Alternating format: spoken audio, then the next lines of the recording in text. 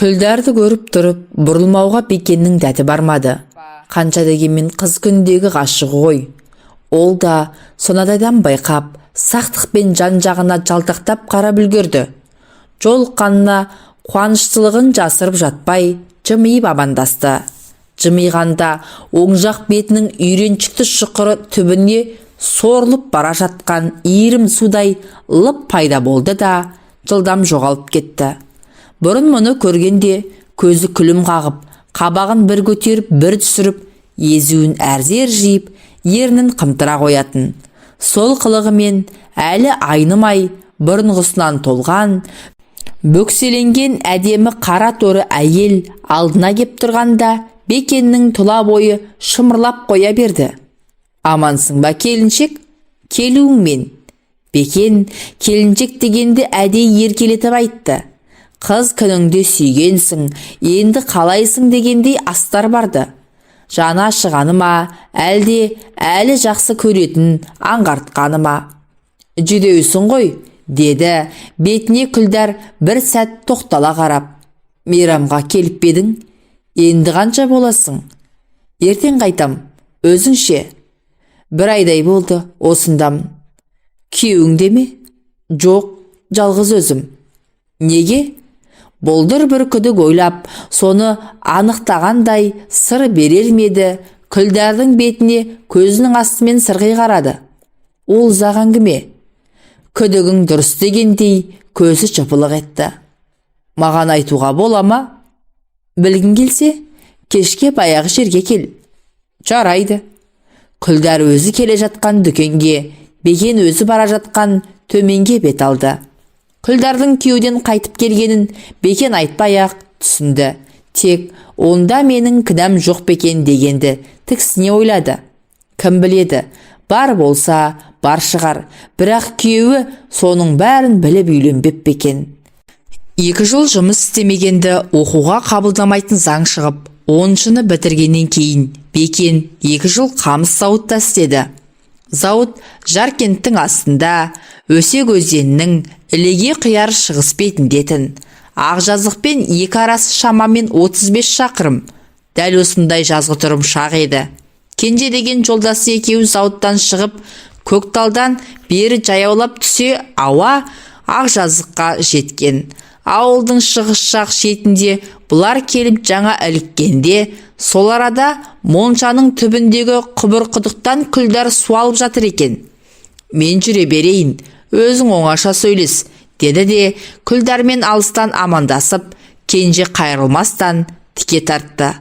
Бұрын 1-2 мәрте ойнаған болып бетінен сүйіп, құшақтап алып, әзіл қалжыңға батылдау барып жүрген қызға бұрылмай кету Бекен үшін әрине жігіттік еместі. Күлдар ауылдағы ең әдемі 3-4 қыздың бірі еді.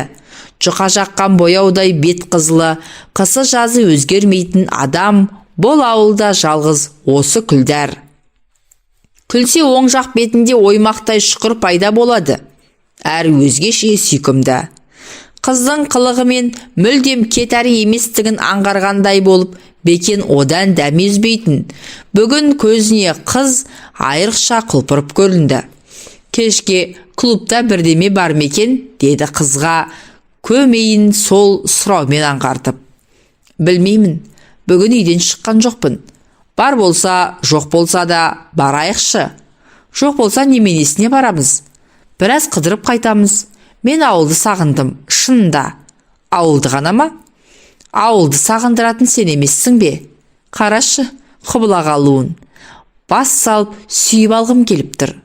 Қылжақтама, клубта бірдеме болса, маған жолдан соға кет. Мен 7-ден өткенде осында келейін. Егер кино жоқ болса, әуре болмай-ақ осы арадан үйге қайтам. Жарай ма? Жарайды. Қыздың әдейі аңғармағансып, аңғалдық жасап, шын мәнде кездесуге келіп тұрғанын Бекен әрине түсінген. Уәделі уақытта құбыр құдықтың қасына келіп, қыздың шығуын күтті. Күлдар едәуір кешікті. Біраздан кейін көңіліне күдік кіріп, осы қыз алдаған жоқ па деуге айналды. Төңірек қараңғы тартып, кетерін не қаларын білмей, ол абдырап тұрып қалды. Әбден тықырши бастағанда құс сұлбасы үй жақтан қараң етті. Көп күттің бе? Кешір, кішкентай сіңлімді ұйықтатып шыққанша осы болды. Қазір ол тағы оянып кетуі мүмкін. Менің де бір жаққа барғалы отырғанымды сезіп, көзін бір ашып, бір жұмып сақ жатыр. Соны әбден ұйықтатып, бірақ шығайын, кішкене күте тұр, деді де, мұның келісімін күтпестен қайтадан үйіне қарай жүгіре жөнелді. Көкектің түні Бекенді біраздан кейін тоңдыра бастады. Сәндеңкіреймін деп жұқа киінгенді. Мына түрмен қызбен қайда барарын ойлады. Қалтырап жүріп, қалай қыдырады. Қыздың келе жатқанын көріп қарсы жүрді. Бірден байқады. Ол қалыңдау киініпті. Киноға барамыз ба? Деді Күлдар қуланып. Қайдағы кино? Ел жатуға айналды. Онда біз де жатайық. Бар, үйіңе қайт. Жылы үйден шыққан адам, далада мұздап тұрған адамға жана шима десе, сен бірден қууға айналдың ғой тіпті. Қол аяғым қатып қалды, жылытшы, деді Бекен өзіне қарай қызды қолынан тартып. Ту, қолың қандай тастай, әбден жаурапсың ғой. Әбден жауратыппын ғой де. Әбден жауратыппын ғой. Ауырып қаларсың, үйге жүрші, бір-екі шыны шай ішіп шық. Әкең үрі өлтірер, одан да ауырғаным жақсы емес пе? Әкем үйде жоқ, қорықпа, бәрі Сарыөзекке кеткен. Нағашым қызын ұзатқан, балаларға қарап, мен ғана қалдым. Жүр, жылынып шық. Құшақтатсаң да жылынам.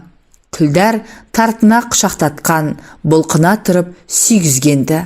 Артынан иығына басын сүйеп, өзі құшақтады. Бекенді әлсіз ғана өзіне тартып. Мен ылғи сені күтумен жүрем, деді күрсіне сыбырлап. Мен де сөйтем деген жауабы болар. Бекен қайта құшақтап, бұл жолы бұлқынбаған, тартынбаған қызды аузынан, тамағынан, қайта-қайта алқына аймалап ұзақтау сүйді. Содан ақыры екеуі үйге кірді.